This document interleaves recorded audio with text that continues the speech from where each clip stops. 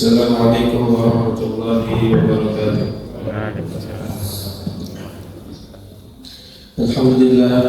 Alhamdulillah nahmaduhu wa nasta'inuhu wa nastaghfiruhu wa nastahdihi wa na'udzu bihi min shururi anfusina wa min sayyiati a'malina. May yahdihillahu fala mudilla lahu wa may yudlil fala hadiya lahu. Asyhadu an la ilaha illallah wahdahu la syarika lahu wa asyhadu anna Muhammadan abduhu wa rasuluh. Allahumma shalli wa sallim alaihi wa ala alihi wa sahbihi wa man kana ala nahjihi ila yaumiddin. Qala Allah azza wa jalla fi kitabihil karim, ya ayyuhalladzina amanu taqullaha haqqa tuqatih wa la tamutunna illa wa antum muslimun. Wa qala aidan, ya ayyuhalladzina amanu taqullaha wa tanzur nafsun ma qaddamat lighad wattaqullaha innallaha khabirun bima ta'malun.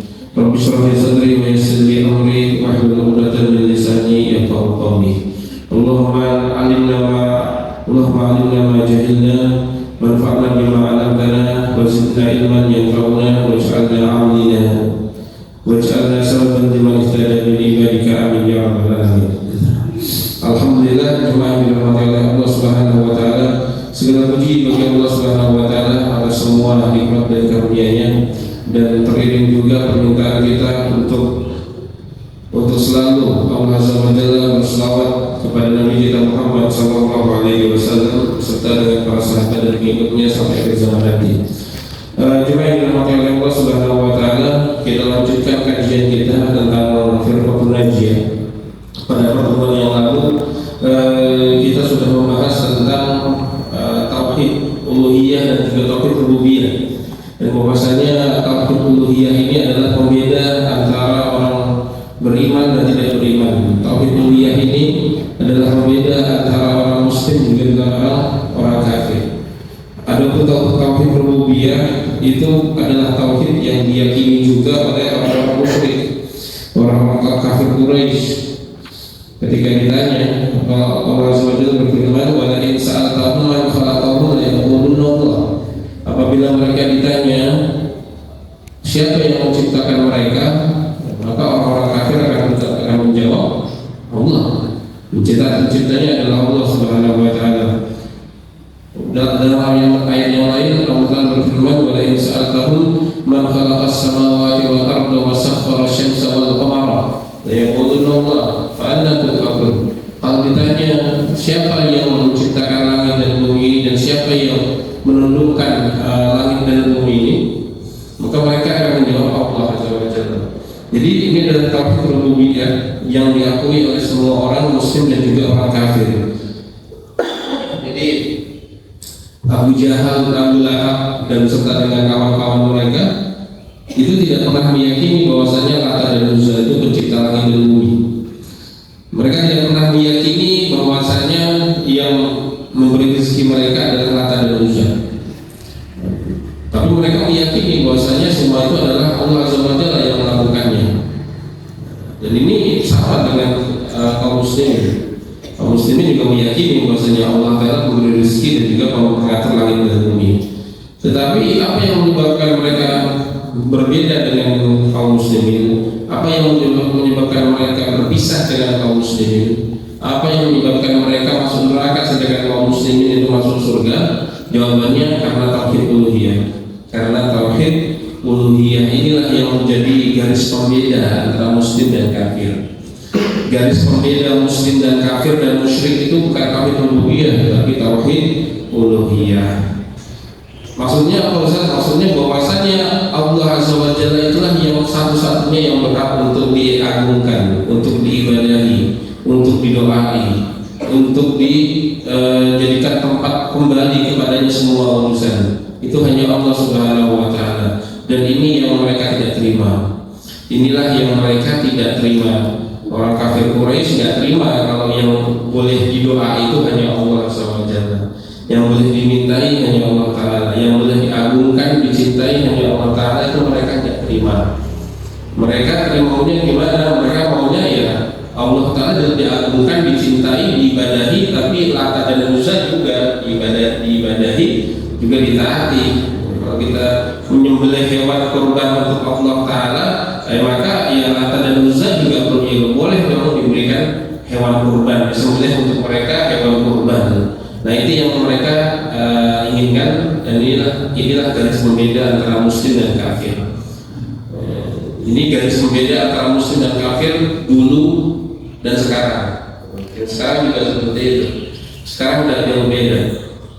Nah, kalau kita tanya kepada mbah-mbah yang melarang kepala kerbau ke pantai utara atau pantai selatan, ketika ditanya, mbah ini siapa yang menciptakan lautan beserta dengan ikan-ikannya, siapa yang mengendalikan lautan di sini? Mereka akan menjawab Allah.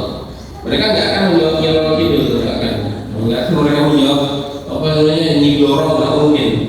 Karena mereka tahu mereka bukan pencipta lautan. Tetapi kenapa mereka menyembelih, mempersembahkan kepada selain Allah, kepada Nyiroro Kidul dan sebagainya?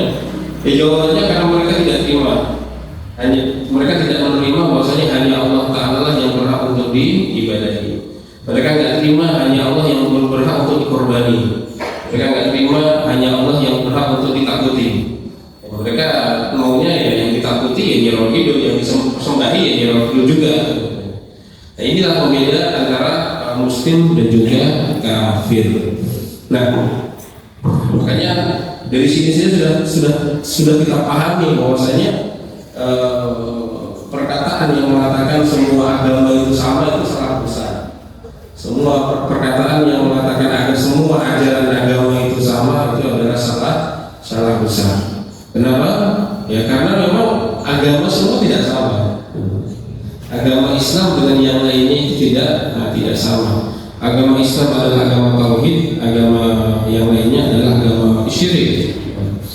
Dan tidak mungkin tauhid dan syirik itu bersatu dan bersama. Ya. Maka sebagaimana Allah Ta'ala memisahkan antara syirik dan tauhid di dunia ini, maka Allah juga akan memisahkan antara syirik dan tauhid di akhirat nanti. Fariqun fil jannati wa fariqun fis sa'ir. Kata Allah SWT, satu kelompok di surga dan satu kelompok lagi di neraka. Alhamdulillah min dzalik. Oke, jemaah yang dirahmati oleh Allah Subhanahu wa taala, kita masuk pada pembahasan selanjutnya, yaitu tentang masih kita membahas tauhid uluhiyah, dan kita akan mendalami lagi ikon yang menjadi kalimat yang menjadi ikonnya tauhid uluhiyah.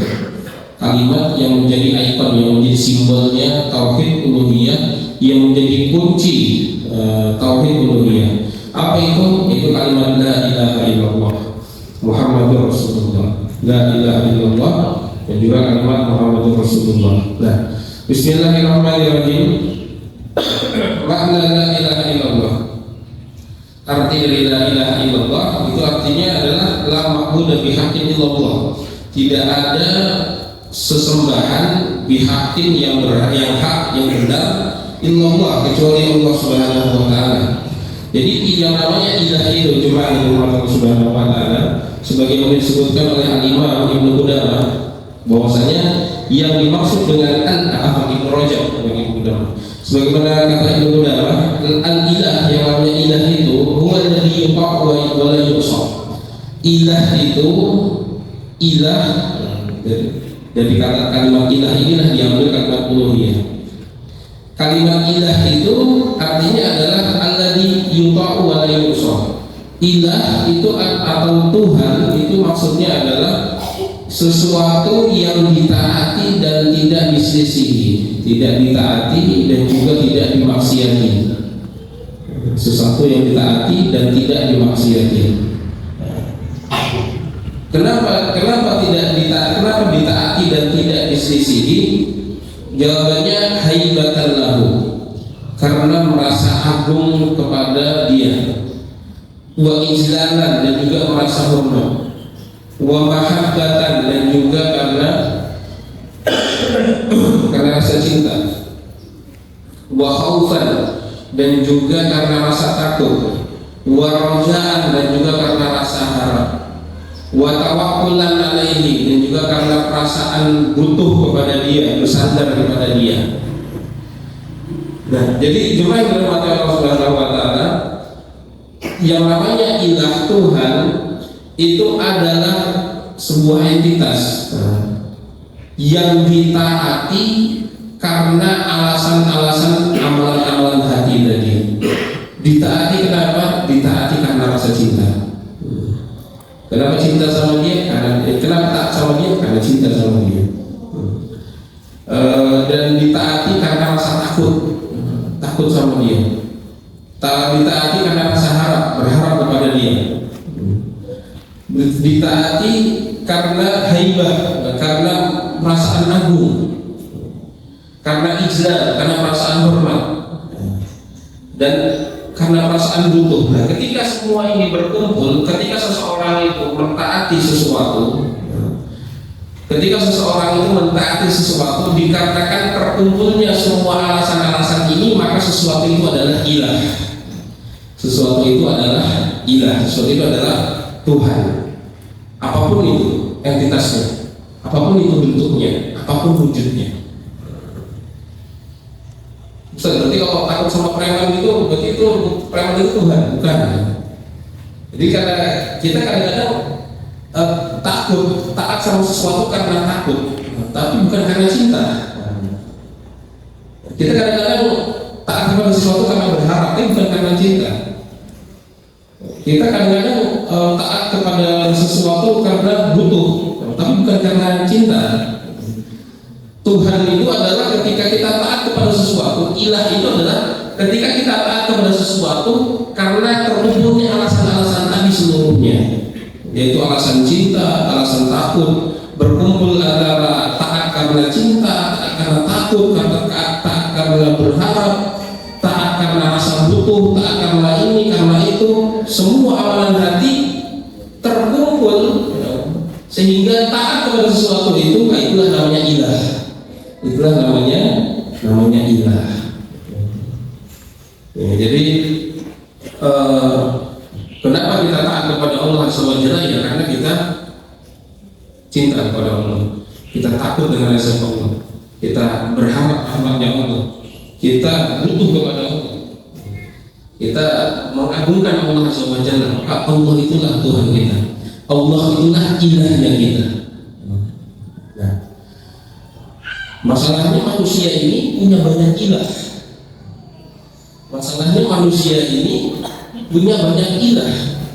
Punya banyak ilah itu artinya punya banyak Tuhan, punya banyak benda-benda atau makhluk-makhluk yang diposisikan sebagai sesuatu yang ditaati dengan alasan amalan-amalan hati tadi. Ketika seseorang itu sudah memberikan semua amalan hatinya kepada sesuatu, maka dia hakikatnya telah menjadikan sesuatu itu sebagai Tuhan. Jadi ketika seseorang itu memberikan amalan hatinya, memberikan amalan hatinya kepada sesuatu, maka sesuatu itulah hakikatnya adalah Tuhan dia. Ada orang yang Tuhannya itu berhala. Artinya apa? Artinya dia patuh sama berhala itu karena cinta kepada berhala, karena takut sama berhala, takut kualat, karena berharap kepada berhala ada perlindungan. Apalagi karena dia mengandalkan berhala ini membawa keberuntungan. Karena dia mengagungkan berhala ini, ini harus dihormati. Nah, ketika amalan hati itu semua sudah diberikan kepada berhala dengan berbagai macam alasannya tadi, maka berhala itulah Tuhan dia. Berhala itulah Tuhan dia. Berhala itulah ilah dia. Ada lagi orang itu yang ilahnya atau Tuhannya itu adalah harta. Tuhannya harta. Jadi dia cinta kepada harta. Kalaupun dia taat karena cinta kepada harta, karena ada panggilan harta, panggilan duit. Sebagian orang kan seperti itu, dipanggil azan jam 4:30 itu udah bangun dia. Tapi kalau jam 12 malam itu ada panggilan telepon untuk cari objekan atau ada proyek, itu langsung jalan. Jadi cinta kepada harta, takut kehilangan harta luar biasa, mengharapkan harta, kemudian merasa butuh seluruhnya kepada harta. dan mengagungkan harta, menganggap harta itu adalah segalanya baginya, dan dia mentaati panggilan harta meskipun harus menyelisihi panggilan Allah Azza wa Jalla. Maka dia sebenarnya telah mempertuhankan siapa? Mempertuhankan harta. Ada orang yang mempertuhankan jin, mempertuhankan setan. Artinya apa? Karena dia cinta kepada jin itu, atau dia takut kepada jin itu, dan dia berharap kepada jin itu. Dia bertawakal mengandalkan jin itu, dan dia mengagungkan jin itu karena amalan-amalan hati ini. Kemudian dia taat kepada jin itu, disuruh nyembelih sembelih, disuruh sajen, disuruh ini, disuruh itu. Maka jin itu adalah Tuhan dia. Jadi hakikat Tuhan itu, hakikat ilah itu adalah sesuatu, kata Ibnu Rajab, adalah sesuatu yang ditaati dan tidak diselisihi. Karena apa? Karena cinta, karena harap, karena takut, karena mengagungkan, karena mengandalkan, karena merasa butuh dan sebagainya. Artinya amalan-amalan hati semua terkumpul untuk mentaati sesuatu itu. Nah, itulah Tuhan, itulah al-ilah. Maka Islam datang untuk menafikan semua ilah. Islam ini datang untuk membasmi semua ilah, untuk menghancurkan semua ilah, untuk meniadakan semua ilah, kecuali satu. Siapa itu? Allah SWT. Kecuali satu, yaitu Allah Subhanahu wa Ta'ala. Maka cuma yang dirahmati Allah Subhanahu wa Ta'ala, kalimat la ilaha illallah, inilah yang menjadi pintu surga, menjadi kunci dari surga. Kalimat la ilaha illallah inilah yang diperjuangkan oleh Nabi Sallallahu Alaihi Wasallam. Kalimat la ilaha illallah inilah yang menjadi alasan Nabi Sallallahu Alaihi Wasallam bersabar mendakwahi kaumnya. Karena kalimat la ilaha illallah inilah Nabi Sallallahu Alaihi Wasallam memerangi semua orang yang menyelisihinya. Semua orang yang menyelisihi kalimat la ilaha illallah ini diperangi oleh Nabi Sallallahu Alaihi Wasallam. Maka kalimat la ilaha illallah, coba yang dirahmati Allah Subhanahu wa Ta'ala, itu adalah afdalul dzikri. Kalimat la ilaha illallah ini adalah sebaik-baiknya ucapan dan sebenar-benarnya ucapan. Bahkan ketika ucapan ini diucapkan oleh orang jahiliyah, maka ini dibenarkan oleh Allah Azza wa Jalla, sebagaimana sabda Nabi Sallallahu Alaihi Wasallam tentang Nabi. Nabi Sallallahu Alaihi Wasallam bersabda, asdaqul qaul fil jahiliyah ma qalahu Nabi ala ma siwallahi batil, ala ma khalallahu batil. Sebenar-benarnya perkataan orang jahiliyah adalah perkataan yang labid. Labid ini adalah seorang penyair di jahiliyah. Beliau pernah bersyair dan mengatakan ala ma khalallahu batil, ketahuilah bahwasanya semua selain Allah itu batil. Kata Nabi SAW, ini perkataan paling benar yang ada di jahiliyah. Maka juga yang dirahmati oleh Allah Subhanahu wa Ta'ala, Allah Azza wa Jalla jadikan memahami la ilaha illallah itu adalah sebuah kewajiban. Jadi karena agungnya kalimat ini, karena besarnya kalimat ini, maka Allah jadikan kalimat ini itu adalah sesuatu yang wajib untuk dipelajari dan dipahami. Allah Ta'ala berfirman di surat Muhammad, fa'lam annahu la ilaha illallah. Fa'lam itu artinya apa? Ketahuilah. Tapi sebenarnya hakikat dari fa'lam itu adalah mengilmui. Fa'lam dari kata alima itu artinya mengetahui atau mengilmui. Fa'lam annahu la ilaha illallah artinya adalah ilmuilah bahwasanya tiada ilah yang berhak disembah selain Allah Azza wa Jalla. Artinya di sini jemaah yang Allah Subhanahu wa Ta'ala terkandung perintah untuk memahami makna la ilaha illallah.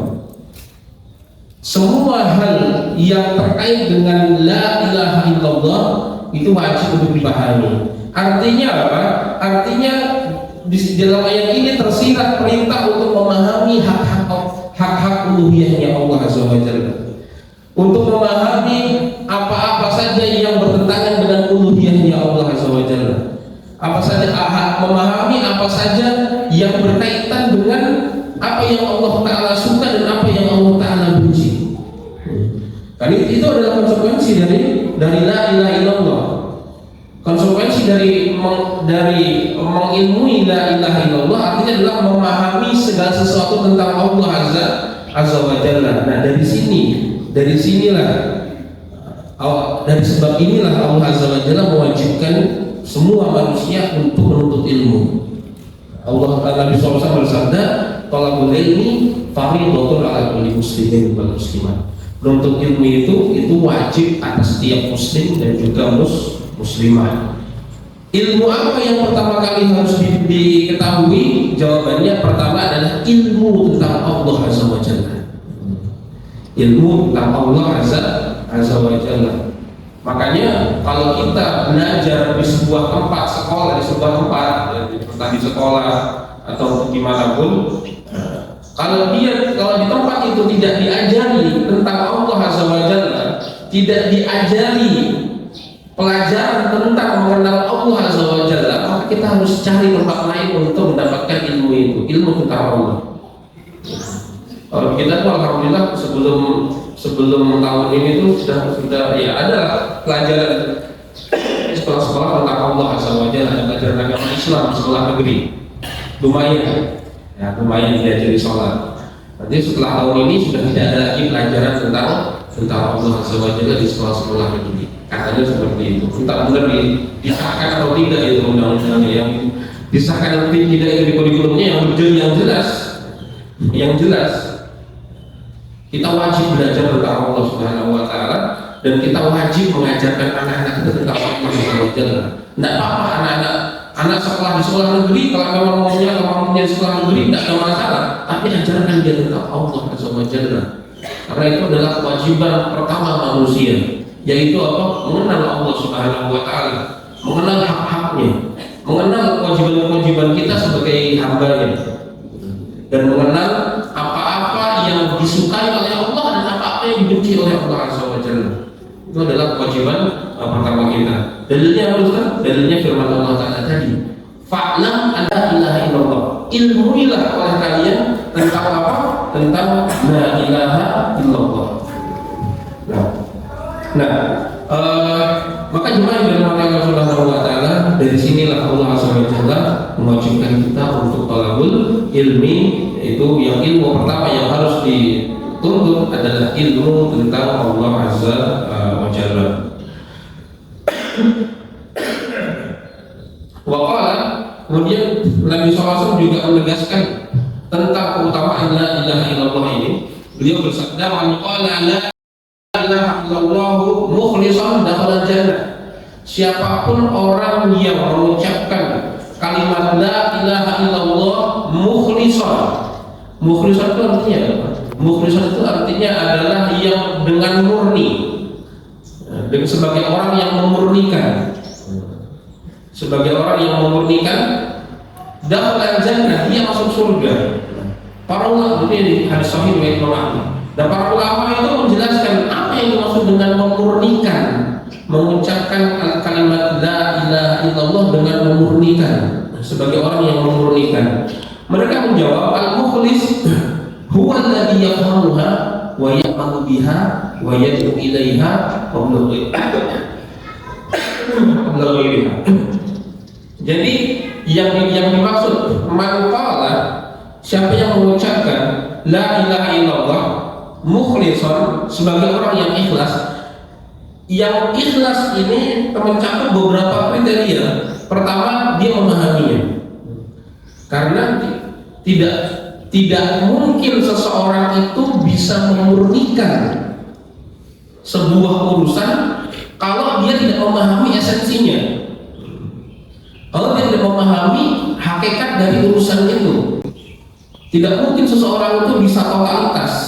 Jadi bisa, ya, mukhlis ini kalau bisa dibilang juga terjemahkan secara bebas, secara maknawi artinya adalah totalitas. Tidak mungkin seseorang itu bisa mukhlis dalam sebuah urusan bisa memurnikan sebuah urusan, bisa totalitas dalam sebuah urusan kalau dia tidak memahami esensi dari urusan itu. Jadi contohnya gini, contohnya itu misalnya masak rendang. Kita lihat kan di kurban ini masak rendang. Jadi orang masak rendang secara murni itu apa? Murni itu totalitas, mau benar-benar rendang yang asli, rendang yang murni. Nah, siapa orang yang bisa memasak rendang dengan mukhlis ini, dengan murni? Jawabannya adalah orang yang tahu hakikat apa? Hakikat rendang. Hakikat rendang.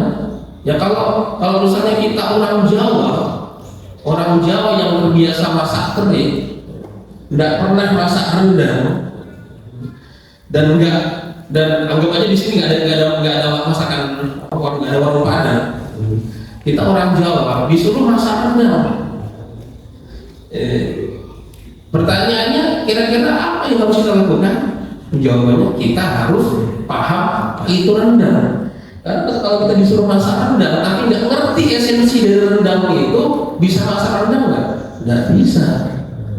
Apalagi kalau nyari ilmu tentang rendangnya salah-salah. Rendang ki apa toh? Kalau ada rendang ki yo sing daging, habis itu di apa? Nganggo rempah-rempah, terus dikai santan, digodok suwe, dibawa pakai perih tuh. Nah, akhirnya masak rendang jadinya apa? Jadinya kering. Loh kan bayangan dia itu apa? Bayangan dia santan habis itu rempah-rempah dimasak lama sampai hitam. Dia memasak sesuai dengan gambaran dia, jadilah apa? Kering, bukan rendang. Jadi dia tidak bisa memurnikan diri untuk memasak rendang. Kenapa? Karena tidak paham apa itu rendang. Nggak paham apa itu rendang, atau ilmu dia tentang rendang itu setengah-setengah, nggak komplit ilmunya, akhirnya tidak jadi rendang. Saya dulu pertama kali ke Jawa itu, setelah di Jakarta ke Jawa kaget juga. Sudah lama nggak makan rendang, tahun sebelum lama sekali, mungkin 8 tahun, 7 tahun yang lalu. Di sini waktu itu warung Padang belum banyak, masih warung Padang tuh ya masih 1-2 saja. Masuk ke sebuah rumah disuguhi apa? Disuguhi apa ya? Kira rendang Ustaz. Wah seneng kan? Terus pas dimasak ternyata, pas dimakan ternyata rasanya manis. Itu padahal orang Padang itu anti sama rasa manis. Tidak mungkin orang Padang itu masak pakai gula, itu tidak mungkin. Jadi itu hasil dari apa? Hasil dari tidak tahu tentang hakikat rendang, atau tahunya setengah. Dan semua urusan seperti itu, termasuk urusan agama Allah Azza wa Jalla, termasuk urusan la ilaha illallah. Orang yang bisa memurnikan la ilaha illallah hanya siapa? Hanya orang yang paham apa itu hakikat la ilaha illallah. Dia harus paham apa arti ilah, dan dia harus paham apa itu Allah, siapa itu Allah.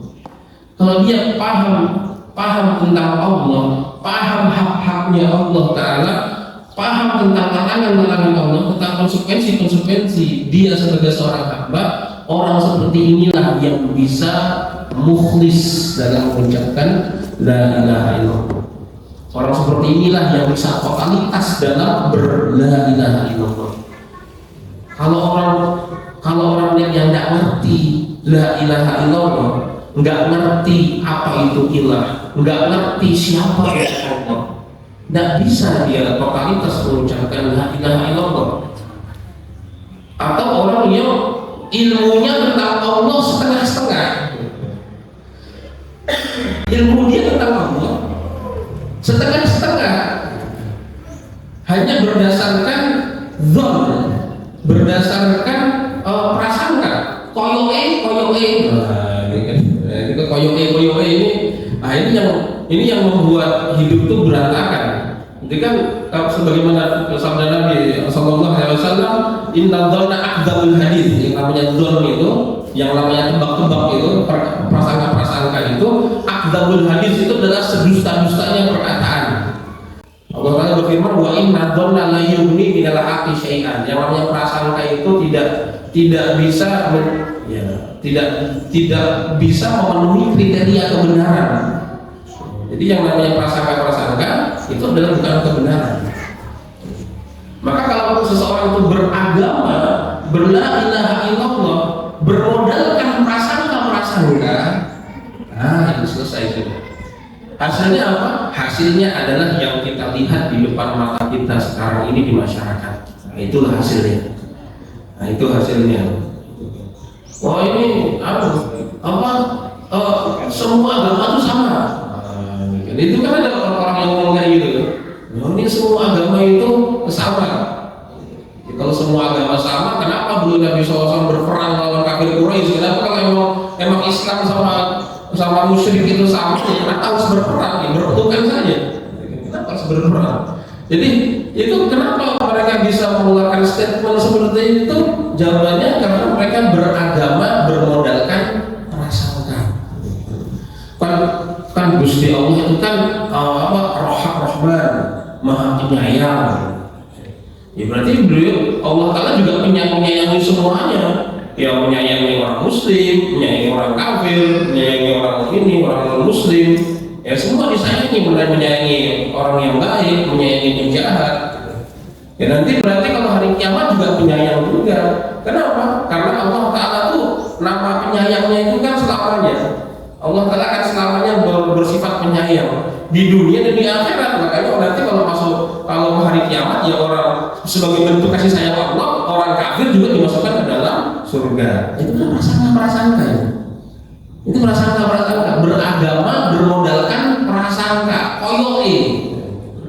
Akhirnya apa? Bubar. Akhirnya agamanya bubar, sesat. Ya sama ini sampean kenapa nggak pakai hijab, Pak? Kenapa nggak tutup aurat? Wah, kan yang penting kan yang harus dihijabi, yang harus ditutupi pertama adalah hatinya dulu. Harus menghijabi hati dulu. Berarti kalau hatinya sudah dihijabi, baru nanti badannya dihijabi. Buat apa menghijabi badan tapi nggak menghijabi hati? Wah, itu beragama bermodalkan prasangka. Akhirnya apa? Nggak mau taat kepada Allah Subhanahu Wa Taala. Keluar dari jalannya Allah Azza wa Jalla. Jadi jemaah yang dirahmati Allah Subhanahu Wa Taala, yang pertama kali harus dipelajari adalah ilmu tentang Allah Subhanahu Wa Taala.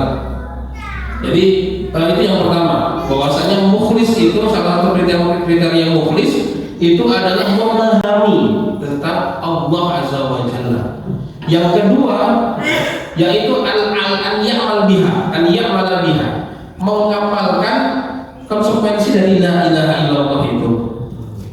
Jadi kalau yang pertama tadi mukhlis itu kriteria yang pertama adalah yafham, untuk dia harus memahami esensi dari la ilaha illallah.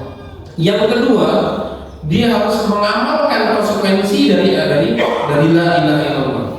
Ulangi lagi, yang pertama itu memahami esensi itu apa? Hakikat.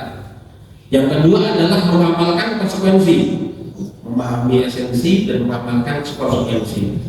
Kalau la ilaha illallah konsekuensinya apa? Konsekuensinya berarti ya kalau minta hanya minta kepada Allah, kalau sujud hanya kepada Allah, kalau bertawakal hanya kepada Allah.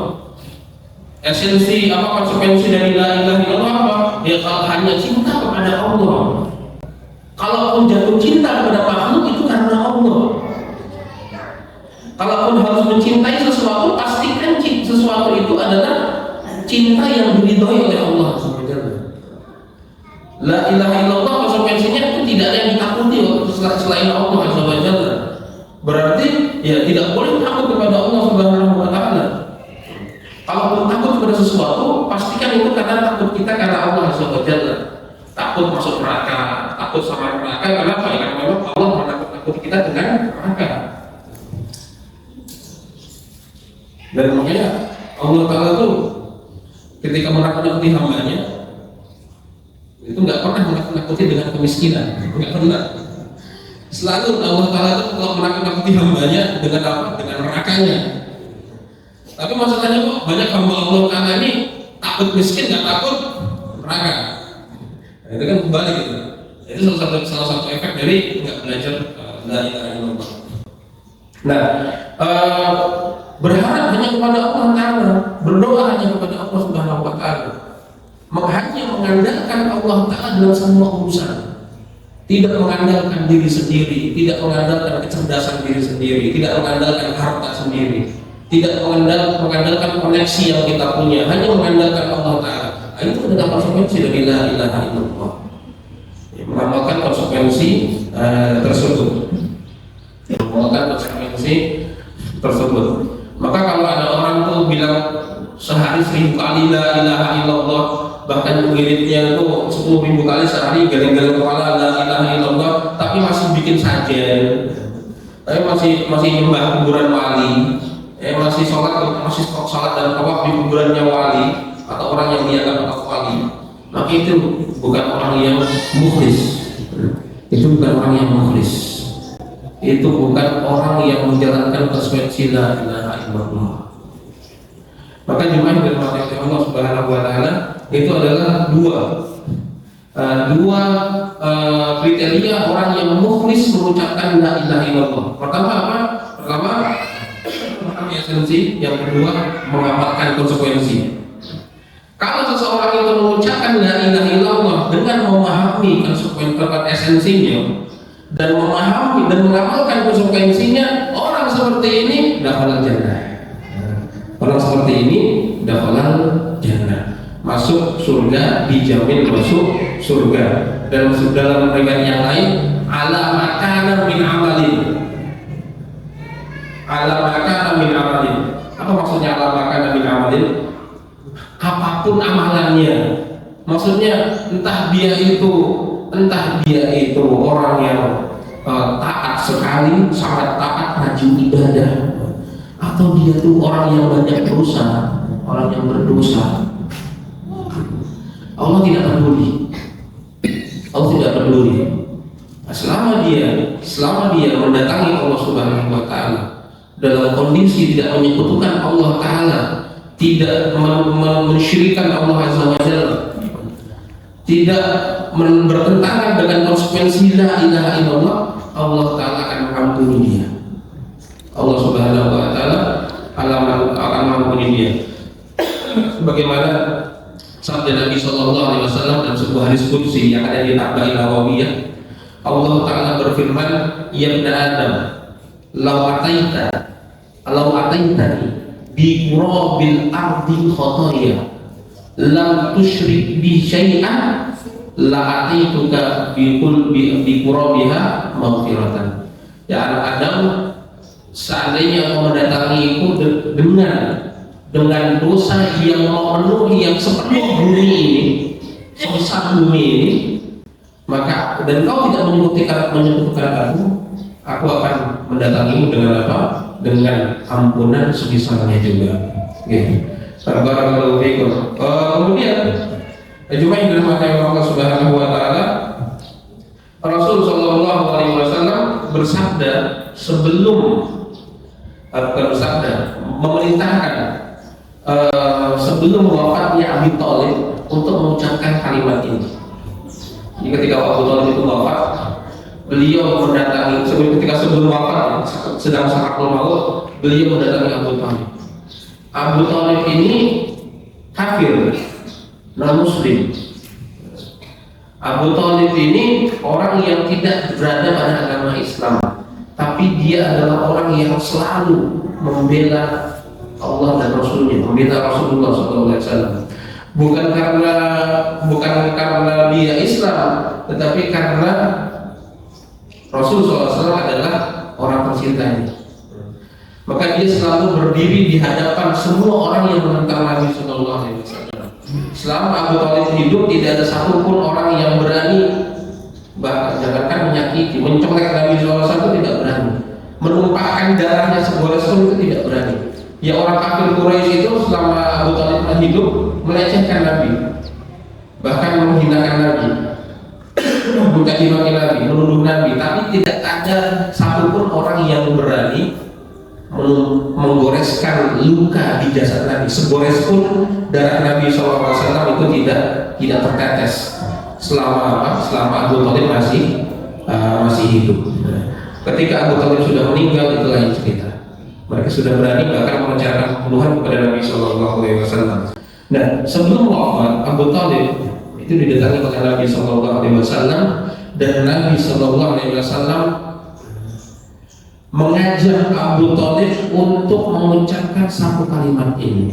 Beliau bersabda, "Ya am, qul la ilaha illallah, kalimatun uhajju laka biha indallahi." Ya am, wahai pamanku, qul la ilaha illallah, ucapkanlah la ilaha illallah, kalimatun uhajju laka biha indallah, sebuah kalimat yang aku bisa membelamu dengan kalimat itu di hadapan Allah Ta'ala.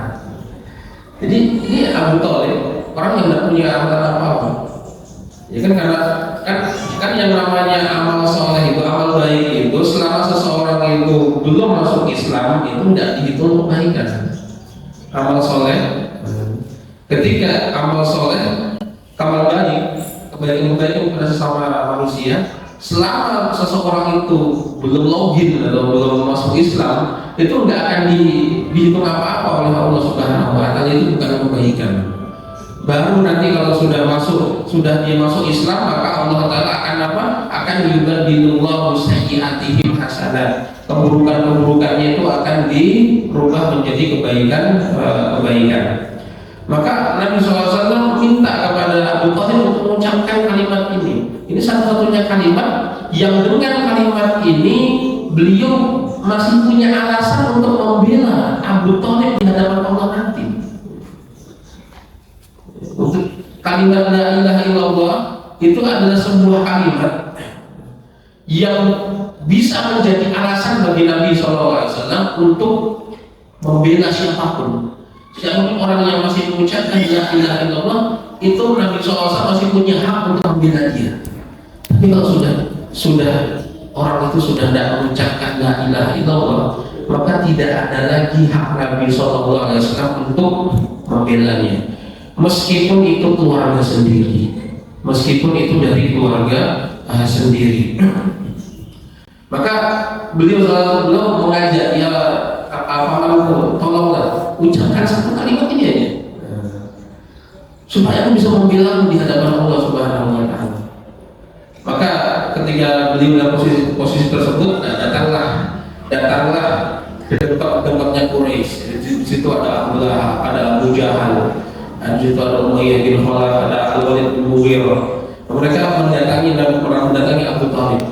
Jadi di kamar itu, di ruangan itu, Abu Thalib tergeletak, ada Nabi SAW, dan juga ada penyebab orang Quraisy. Maka mereka mengatakan, ya Abu Thalib, atarghabu an millati Abdul Muthalib. Wahai Abu Thalib, apakah engkau tuh sudah tidak suka sama sudah tidak suka sama agamanya Abdul Muthalib? Maka diulang lagi oleh Nabi SAW, ya am, qul la ilaha illallah, kalimatun uhajju laka biha indallah. Ya pamanku, ucapkanlah la ilaha illallah, satu kalimat saja, supaya aku punya alasan untuk membela-Mu. Maka orang-orang kafir Quraisy tadi mengatakan sama, ya Abdul Muthalib, atarghabu an millati, ya Abu Thalib, atarghabu an millati Abdul Muthalib, apakah engkau udah tidak suka ya Abu Thalib dengan agama dari Abdul Muthalib bapakmu itu? Maka terus mereka berkali-kali mereka memaksakan kepada Abu Thalib, yang satu memaksakan tauhid, yang satu memaksakan syirik. Maka yang kalimat terakhir yang disebutkan oleh Abu Thalib adalah apa? Ala millati Abdul Muthalib. Saya mati di atas jalannya, di atas agamanya Abdul Muthalib. Maka jemaah yang dirahmati Allah Subhanahu wa Ta'ala, kalau memang semua agama sama, untuk apa Nabi SAW memaksakan diri, memaksa Abu Thalib untuk mengucapkan la ilaha illallah? Toh semua agama sama, untuk apa? Ya. Makanya jelas adalah satu dalil yang menjelaskan tentang kebatilan akidah ini. Nah, Rasul Sallallahu Alaihi Wasallam, jemaah yang dirahmati Allah, Rasul Sallallahu Alaihi Wasallam itu tinggal di Mekah 23 tahun, 13 tahun demi untuk mendakwakan tauhid la ilaha illallah. Dan semua orang di Makkah menolak ajaran ini, menolak kalimat ini, kecuali 150 orang. Kecuali 150 orang. Jadi bayangkan Nabi SAW itu dakwah di Mekah selama 13 tahun. Pengikutnya berapa orang? 100. Yang hijrah bersama beliau ke Madinah, sahabat muhajirin itu ketika beliau sampai di Madinah, sahabat muhajirin itu jumlahnya cuma 150 orang dari sekian ribu penduduk Mekah 13 tahun. Maka menunjukkan betapa berbetnya mereka. Betapa mereka itu nggak mau nurut dengan Rasul SAW, nggak mau nurut dengan kalimat ini. Kenapa mereka nggak mau nurut? Karena mereka tahu konsekuensinya. Bahwasanya konsekuensi dari la ilaha illallah itu kalau sudah diucapkan oleh seseorang, dia punya konsekuensi untuk apa? Untuk harus meninggalkan semua orang, meninggalkan semua yang dicintai, meninggalkan semua yang diagungkan, meninggalkan semua yang ditakuti, meninggalkan semua yang dijadikan andalan, meninggalkan semua yang dijadikan sebagai tempat memenuhi kebutuhan, kecuali Allah SWT, kecuali Allah. Makanya mereka ketika ditanya, ketika diajak, la ilaha illallah, ucapkanlah kata kalian la ilaha illallah. Apa jawaban mereka? Jawaban mereka, ilahan wahidan, masa minta bihada. Tuhan yang satu. Kami nggak pernah tuh dengar ajaran seperti ini, kata mereka. Dan Allah SWT mengatakan ketika mengisahkan tentang mereka, menggambarkan kondisi mereka dalam surat As-Saffat, innahum kanu idza qila lahum la ilaha illallah yastakbirun. Mereka itu adalah orang-orang yang ketika dikatakan kepada mereka la ilaha illallah yastakbirun, mereka malah menyombongkan diri, wa yaquluna, dan mereka malah mengatakan la inna latariku alihatina di syai'in majnun. Apakah kami harus meninggalkan Tuhan-Tuhan kami, sesembahan-sesembahan kami, yang orang-orang yang kami agungkan, demi untuk mengikuti si penyair-penyair yang gila ini? Nah, maka jemaah yang Allah Subhanahu wa taala, kenapa mereka menolak hal itu? Karena mereka paham konsekuensinya. Mereka paham konsekuensinya. Maka kita jangan sampai kalah dengan orang-orang kafir Quraisy. Mereka paham konsekuensinya. Mereka menolak la ilaha illallah dalam kondisi mereka paham maknanya, esensinya. Kaum muslimin sebagian besar ini mengucapkan la ilaha illallah dalam kondisi mereka nggak paham tentang esensinya. Karena nggak paham esensinya, mereka akhirnya tidak menjalankan konsekuensinya. Nah, kemudian Nabi SAW juga bersabda, man qala la ilaha illallah wa kafara bima yu'badu min dunillah harrama maluhu wa damuhu. Siapapun orang yang mengucapkan la ilaha illallah kemudian dia kafir dengan apa-apa yang disembah selain Allah Ta'ala, harrama maluhu wa damuhu, maka haram halal darahnya dan juga hartanya. Ini tadi kita mulai jam 6:10 ya. Sekarang jam 3 lagi. Kemudian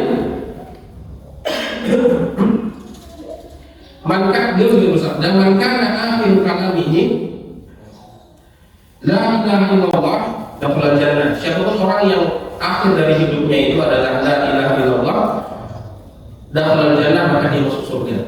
Nah, kenapa kalimat la ilaha illallah ketika menjadi penutup hidup itu akan menjadikan seseorang itu masuk surga? Jawabannya, karena kalimat la ilaha illallah ketika diucapkan di akhir hidup itu si pengucap itu punya keinginan untuk memegang teguh kalimat itu selamanya. Jadi gini, kan Allah Azza wa Jalla itu mengatakan innal ladzina amanu wa amilus solihati lahum ajrun ghairu mamnun. Sesungguhnya orang-orang yang beriman dan beramal saleh itu lahum ajrun ghairu mamnun. Itu mereka akan mendapatkan pahala, mendapatkan ganjaran, mendapatkan balasan ghairu mamnun. Ghairu mamnun itu artinya apa? Ghairu munqati, tidak terputus. Nah pertanyaannya, kenapa kok pahala surga itu tidak terputus? Padahal kan amalan anak Adam itu terputus. Amalan manusia kan terbatas. Kenapa balasan surga tidak terbatas? Kan manusia kan beramal, ada yang beramal 40 tahun, ada yang 60 tahun. Itu kan amalan-amalan yang terbatas. Kok amalan-amalan yang terbatas ini kok diganjar dengan surga yang tidak terbatas itu kenapa? Apa hikmahnya? Jawabannya, jemaah yang dirahmati Allah Subhanahu wa taala, karena Nabi SAW bersabda, innamal a'malu binniyat. Nabi SAW bersabda sesungguhnya amal itu terkait dengan niatnya. Apa hubungannya Ustaz? Kok innamal a'malu binniyat dengan apa? Dengan faedah tadi. Karena apa? Kenapa pahala surga itu tidak terputus? Jawabannya karena orang yang beriman ketika dia menutup hidupnya dengan ketaatan, itu dia menutup hidupnya dengan niat untuk beribadah selamanya. Jadi kenapa orang itu ibadah cuma 40 tahun ya? Karena memang jatah umurnya 40 tahun. Seandainya dia diberikan hidup 1000 tahun, dia akan hidup 1000 tahun. Dia akan ibadah 1000 tahun. Seandainya dia diberikan umur seperti malaikat Jibril yang entah berapa juta tahun atau ratusan ribu tahun, dia akan ibadah juga selama itu juga. Artinya apa? Artinya orang ketika dia menutup hidupnya dengan ketaatan, dia hakikatnya berniat untuk mengisi semua kehidupan dia dengan ketaatan kepada Allah. Kenapa di catatan amal dia itu cuma 40 tahun ibadahnya? Karena memang jatah umur dia segitu. Seandainya diberikan umur lebih, dia punya niat saya akan ibadah kepada Allah selama-lamanya tanpa terputus. Berapapun ilmu, berapapun umur yang Allah berikan, saya akan ibadah kepada Allah sebanyak umur itu. Sampai kapan? Tidak akan terputus. Sampai Allah Ta'ala yang memutusnya. Jadi dia berniat untuk beribadah kepada Allah Ta'ala selama-lamanya. Karena dia berniat untuk mengabdi kepada Allah selama-lamanya, maka pahala surga itu juga selama-lamanya. Karena dia berniat untuk tidak akan pernah memutus ibadah kepada Allah, maka ganjaran surga itu juga ganjaran yang tidak pernah putus-putus. Maka jangan heran ketika seseorang itu masuk surga, nikmat surga itu luar biasa. Semua rasa lelah yang pernah dia lakukan di dunia itu akan hilang. Karena apa? Karena dahsyatnya nikmat surga. Makanya Nabi Sallallahu Alaihi Wasallam menyuruh kita untuk menutup hidup kita dengan apa? Dengan tauhid. Wala tamutunna illa wa antum muslimun. Jangan kalian itu mati kecuali dalam kondisi kalian Islam. Kalian taat kepada Allah Subhanahu wa taala. Karena kalau kalian mati dalam kondisi taat, berarti kalian itu sudah berniat untuk taat selama-lamanya. Hanya saja terputus dengan kematian. Makanya pahalanya juga selama-lamanya. Alhamdulillah ta'ala nasallallahu alaihi wa jalla taufiq lidzalika. Tapi seseorang itu ketika dia sudah memutus ibadahnya kepada Allah Subhanahu wa taala, alhamdulillah di tengah jalan kok dia tahu murtad, alhamdulillah min dzalika, maka dia berarti sudah tidak berniat untuk beribadah selama-lamanya. Akhirnya apa? Ya akhirnya ya sudah, tempatnya bukan di surga. Tempatnya bukan di surga. Karena surga itu adalah tempatnya orang yang ingin mengabdi kepada Allah Ta'ala selama-lamanya. Oleh karena itu nikmat surga itu selama-lamanya. Oke, barakallahu fiikum. Man kana akhir kalamihi la ilaha illallah dakhala jannah. Siapapun orang yang akhir kalamnya la ilaha illallah masuk surga. Wa inna kalimat la ilaha illallah tanfa'u qailaha idza lam yanqudha bisyirkin fa hiya syabihatun bil wudu'i alladhi yanquduhu al hadatsu. Jadi kalimat la ilaha illallah itu akan selalu bermanfaat bagi pemiliknya, bagi pengucapnya. Selama apa? Selama tidak dibatalkan dengan kesyirikan. Sebagaimana wudu itu tetap berlaku selama tidak dibatalkan dengan apa? Dengan hadas. Jadi seseorang itu statusnya suci. Orang yang sudah berwudu itu statusnya suci. mau dia berwudu hari ini. Pertanyaannya 3 hari lagi dia masih suci nggak? Masih suci. Selama apa? Selama tidak berhadas. Dia tidak buang air besar, dia tidak buang air kecil, dia tidak buang angin, dia tidak tidur. Misalnya ada orang 3 hari nggak tidur, ada 3 hari nggak tidur, dia nggak buang besar, buang kecil, buang angin. Apakah dia masih suci? Jawabannya iya.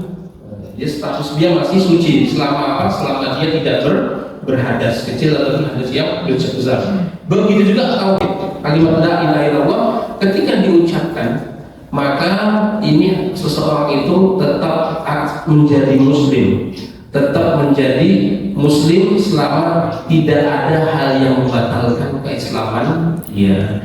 Apa itu hal-hal yang membatalkan keislaman? Insya Allah akan dibahas pada pertemuan selanjutnya, insya Allah.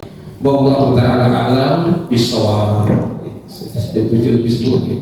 Dan semoga Allah Subhanahu wa taala mudahkan urusan kita, dan semoga Allah Azza wa Jalla jadikan kita hamba-hambanya yang selalu bersyukur kepada Allah Taala, menempuh jalan firman Nabi-Nya, dan mengamalkan konsekuensi dari tauhid ini.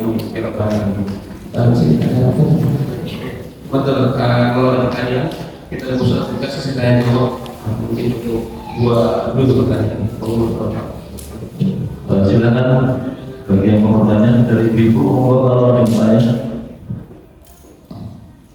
Bagaimana?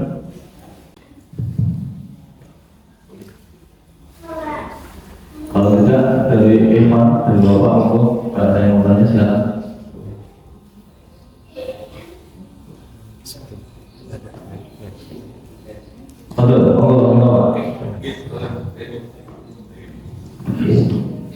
Bismillahirrahmanirrahim. Assalamualaikum warahmatullahi wabarakatuh. Terima kasih atas penjelasan Ustaz masalah kata la ilaha illallah dan juga atas konsekuensi apa yang kami tangkap dari konsekuensi dari la ilaha illallah adalah yang ada 2 makna yang saya esensi dan juga konsekuensi dan juga pelaksanaan Ustaz.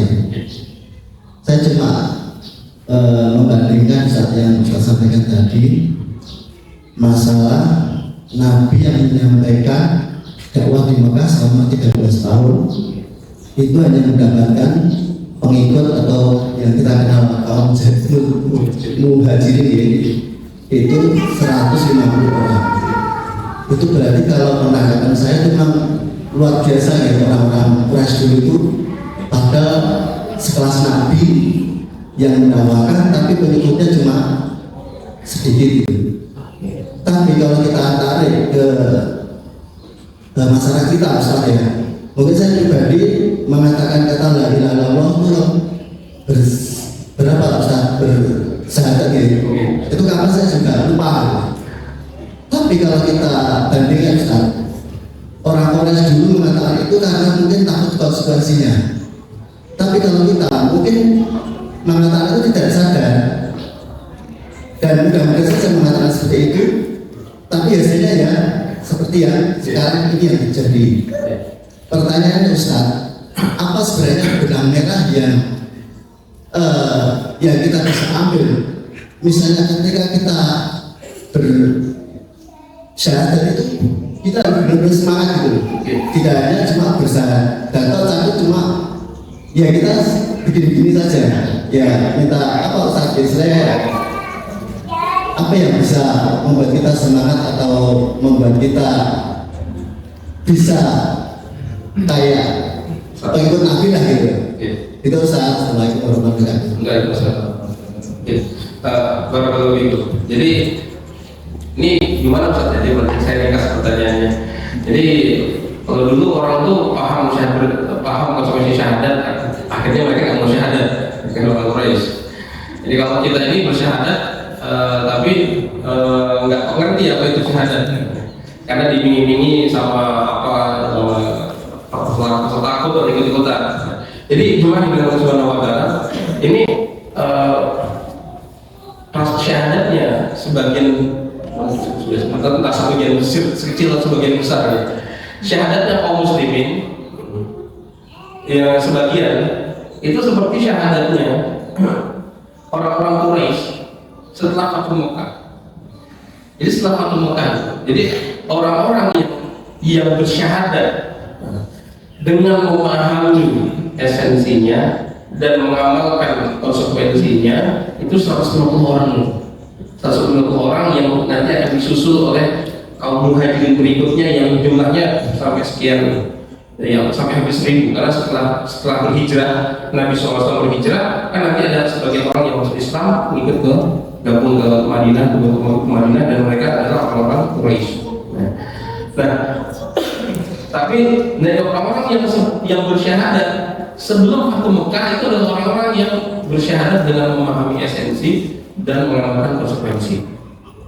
Adapun orang-orang kaum Quraisy yang bersyahadat setelah Fathu Mekah, kebanyakan adalah orang-orang yang bersyahadat bukan karena 100% mereka cuma mengamalkan konsekuensinya, tetapi lebih karena mereka itu tertaklukkan atau ditaklukkan atau dipaksa tunduk oleh syariat Islam, dipaksa tunduk oleh Allah SWT, dipaksa tunduk di hadapan Islam. Buktinya apa? Buktinya setelah Nabi SAW wafat, semua orang Arab murtad, semuanya, kecuali kaum muslimin di 3 kota. Yang pertama adalah Mekah, kedua Madinah, ketiga Taif. Ini memang kaum muslimin kan Fathu Mekah itu kan tahun 9 Hijriah, dan Nabi SAW wafat di tahun ke-11 Hijriah, jadi sekitar jarak 1,5 tahun beliau wafat. Dan itu untuk mengedukasi kaum muslimin seluruhnya dalam seluruh Jazirah Arabia itu memang susah, karena keterbatasan waktu, keterbatasan macam-macam, banyak keterbatasan di zaman dahulu. Jadi untuk orang-orang yang masuk Islam ketika Fathu Mekah itu kondisinya tidak jauh beda kira-kira dengan kondisi kaum muslimin di zaman sekarang. Mereka masih bersyahadat, tapi lebih kepada apa? Lebih kepada alasan-alasan yang ya bukan karena dia memahami esensi atau memahami konsekuensi, lebih karena ditaklukkan, karena ikut. Makanya Allah Taala berfirman, "Idza jaa nasrullahi wal fath." Apabila telah datang kemenangan dan juga pembukaan, penaklukan Fathu Mekah, wa ra'aitan nasa yadkhuluna fi dinillahi afwaja. Dan Bapak melihat orang-orang itu berbondong-bondong masuk agama Allah SWT. Alasannya apa? Alasannya ikut-ikut. Karena kaum kafir Quraisy ditaklukkan, akhirnya semuanya pada ngikut. Nah, setelah itu Nabi SAW wafat, mereka murtad. Mungkin setelah itu diperangi lagi, dikembalikan lagi oleh Abu Bakar As-Siddiq melalui tangan kanan beliau, tangan militer beliau yaitu Khalid bin Walid, memerangi semua orang-orang yang murtad ini, dikembalikan ke dalam kedudukan negara Islam atau agama Islam. Nah, setelah itu apa yang dilakukan oleh para sahabat? Para sahabat menyebar. Jadi sahabat ketika Nabi SAW wafat itu mereka bukan tinggal di Madinah, tapi mereka mau menyebar kemana-mana. Untuk apa? Jawabannya untuk mengedukasi orang-orang di luar Mekah, Madinah, dan Taif. Karena ternyata orang-orang luar Mekah, Madinah, dan Taif itu ternyata terbukti edukasinya rendah. Edukasi tentang la ilaha illallah masih sangat rendah. Buktinya Nabi wafat mereka murtad.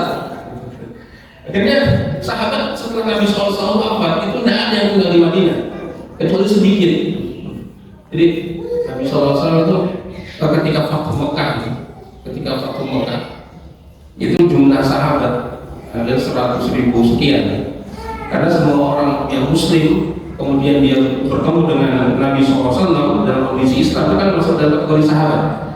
Jadi Nabi SAW itu ketika Fathu Mekah berkumpul, itu jumlah kaum muslimin laki perempuan anak kecil diprediksi sampai 100.000. Sampai sekarang kuburan baki di Madinah Kuburan Baqi di Madinah itu hanya terisi sekitar 3.000 makam sahabat. Kuburan di Mekah itu hanya terisi sekitar 2.000 makam sahabat. Di Taif hanya sekitar berapa ratus makam sahabat. Sisanya kemana? Sisanya pergi kemana-mana. Untuk apa? Untuk menyebarkan agama Islam, untuk mengedukasi orang-orang. Akhirnya apa yang terjadi setelah penaklukan dilanjut dengan edukasi, dilanjut dengan dakwah kemana-mana, para sahabat pergi kemana-mana untuk mendakwahkan Islam. Apa yang terjadi? Agama Islam stabil setelah itu. Agama Islam stabil setelah itu. Muncullah di zamannya Umar radhiyallahu anhu orang-orang yang menjadi penuntut ilmu para sahabat yang dinamakan sebagai tabi'in. Setelah tabi'in datang namanya tabi'in. Mereka itulah generasi terbaik umat ini. Sahabat, tabi'in dan juga tabi'in. Nah, Ustaz, zaman kita bisa nggak seperti itu? Jawabannya bisa. Jawabannya bisa. Kalau kita bisa mengamalkan apa-apa yang dulu diamalkan oleh para sahabat. Imam Malik bersabda, Imam Malik berkata, lan tasluha hadhihi ummah illa bima saluha awwaluhum. Tidak akan umat ini itu baik kecuali dengan apa-apa yang membuat baik orang yang pertama. Siapa orang yang pertama itu? Para sahabat. Pertanyaannya, ini dulu sahabat pernah melewati masa seperti kita ini, menghadapi orang-orang yang dia masuk Islam tanpa edukasi yang mumpuni, nggak ngerti apa esensinya, nggak ngerti konsekuensinya, nggak mengamalkan konsekuensinya. Tapi mereka bisa mempertahankan agama Islam itu, bahkan sampai melahirkan generasi namanya tabi'in. Kemudian setelah itu tabi'in. Apa yang membuat mereka itu bisa seperti ini? Jawabannya cuma satu. Jawabannya cuma satu. Yaitu apa? Nasrul ilm. Pertama adalah apa? Adalah dakwah. Yang ketiga, yang kedua adalah apa? Yang kedua talabul ilmu. Jadi dakwah dan juga talabul ilmu. Ini dua hal ini yang terus digulirkan oleh para sahabat. Yang terus digulirkan oleh para sahabat untuk memperbaiki umat ini, mengajak umat kepada ilmu dan mendakwahkan umat ilmu. Dan puncak dari dakwah itu adalah jihad. Jadi para sahabat itu berjihad itu kenapa? Karena mereka mau mendakwahkan Islam. Jadi bukan seperti katanya orang-orang ini, katanya orang-orang orientalis. Wah, ini para sahabat itu, orang-orang Arab itu melakukan versi Romawi untuk merampas harta kekayaan. Nah, kita gimana Ustaz? Kita ambil bagian sebisanya dari dua hal ini, dakwah dan juga talabul ilmi, ngajak kepada orang-orang kepada Islam, edukasi sebisanya. Nggak akan ngajak itu kan nggak harus pinter. Kalau ngajar harus pinter. Kalau ngajar harus pinter. Tapi kalau ngajak nggak harus. Nggak aja. Teman lagi tetangga sebelah diajak ngaji kan itu kan nggak harus pinter gitu. Yang penting kita ngerayu aja, bukan teragama. Jadi yang penting kita ngerayu, ngajak, dan juga kitanya menuntut ilmu. Dengan cara seperti ini, kejayaan umat Islam akan kembali insyaallah. Wallahu ta'ala a'lam bishawab. Saya cukup ya, sudah setengah 8 insyaallah. Semoga kita bisa lanjutkan pertemuan ini di hari selanjutnya dengan pembahasan nawaqidul Islam, hal-hal yang membatalkan keislaman, membatalkan la ilaha illallah. Jazakallahu khairan. Semoga Allah Subhanahu wa taala memuliakan kita semuanya dengan kalimat la ilaha illallah. Semoga Allah Subhanahu wa taala teguhkan hati kita untuk berada pada kalimat ini sampai kita wafat dan kita bertemu dengan Allah Subhanahu wa taala dalam dunia yang selamat. Amin. Amin. Rabbana zalamna anfusana wa in taghfir lana wa tarhamna lanakunanna minal khasirin. ربنا اغفر لنا وتب علينا انك انت التواب الرحيم. ربنا اتنا في الدنيا حسنه وفي الاخره حسنه وقنا عذاب النار. صلى الله على نبينا محمد وعلى اله وصحبه وسلم. سبحانك اللهم ربنا وبحمدك اشهد ان لا اله الا انت استغفرك واتوب اليك. السلام عليكم ورحمه الله وبركاته.